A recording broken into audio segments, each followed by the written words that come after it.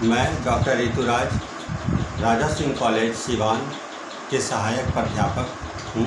मैं आज BA part 2 के बच्चों के लिए बहुत ही महत्वपूर्ण टॉपिक मोहम्मद गौरी के बारे में चर्चा करने जा रहे हैं। इससे प्रायः बहुत तरह के सवाल आते हैं, किंतु मैं अभी मोहम्मद गौरी के समय में उत्तर भारत की राजनीतिक स्थिति के बारे में विश्लेषण करने जा रहा हूँ। यह क्वेश्चन प्रायः आया करती है।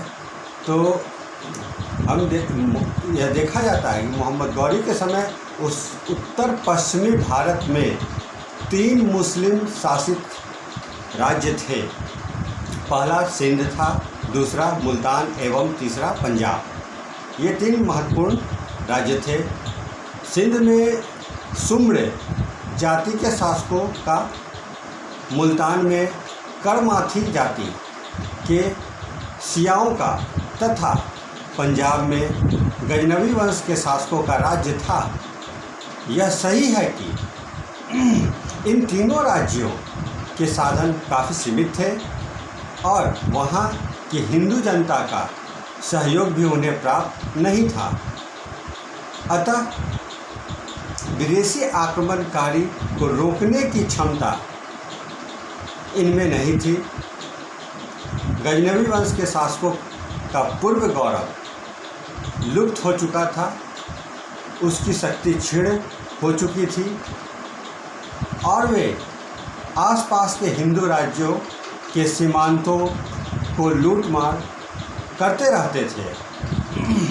इस प्रकार राज्य विस्तार की जो परंपरा थी वो प्रायः रुक सी गई थी या उसको राज्य विस्तार करने में असमर्थ थे। उल्टे अजमेर के चौहानों ने उन्हें परास्त करके पंजाब के कुछ प्रदेश उनसे छीनने में सफलता प्राप्त की थी। उसके बाद देखेंगे अजमेर के चौहान गौरी के आक्रमण के समय दिल्ली अजमेर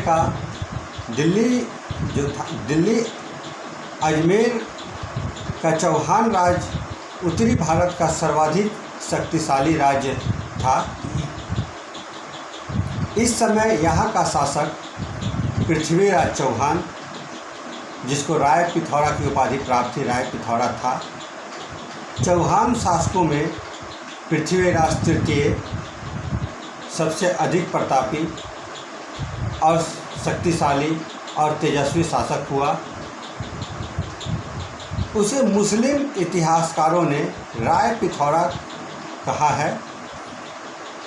चौहान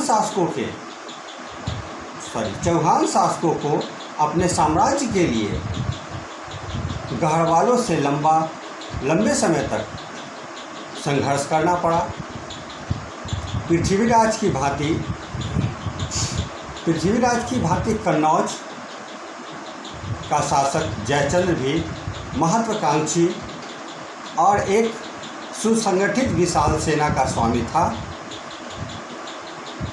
अपने राज्य की सीमाओं को बढ़ाने की आकांक्षा रखता था। अतः दोनों पक्षों में संघर्ष असंभावित थी और होते रहता था। जयचंद ने पृथ्वीराज के विरुद्ध चंदेल शासक परमादीन को सहायता दी थी। इससे पृथ्वीराज के असंतोष में और वृद्धि हुई।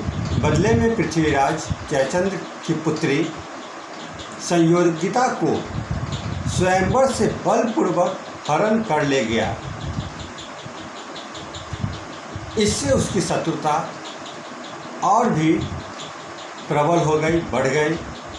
इस प्रकार गौरी के आक्रमण के समय दोनों शक्तिशाली शासक एक दूसरे के विरुद्ध खड़े थे। अब देखेंगे कन्नौज के राठौर। उत्तरी भारत का दूसरा शक्तिशाली राज्य कन्नौज था, जिस पर गढ़वाल अथवा राठौर वंश शासन कर रहा था। इस वंश के शासकों में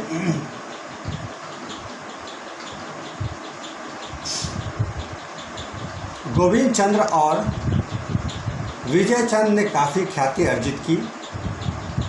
गौरी के आक्रमण के समय कन्नौज का जयचंद शासन कर रहा था। वह एक पराक्रमी तथा योग्य शासक था।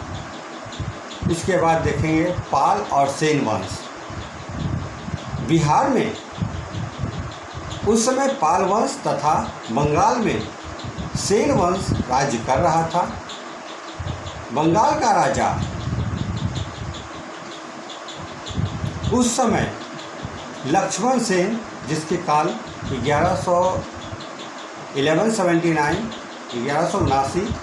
से लेकर 1205 ईस्वी था, जो इस समय वृद्ध हो चुका था और सेन वंश के सामंत आपसी षड्यंत्रों में राज्य की शक्ति को कमजोर करने में जुटे हुए थे।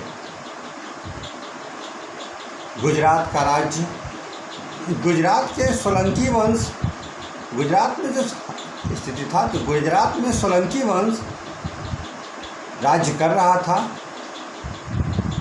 गौरी के आक्रमण के समय यहाँ का शासक मूलराज द्वितीय था।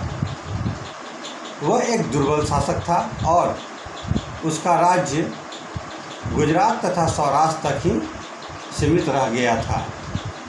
इस प्रकार देखते हैं, इस प्रकार हम उत्तर भारत की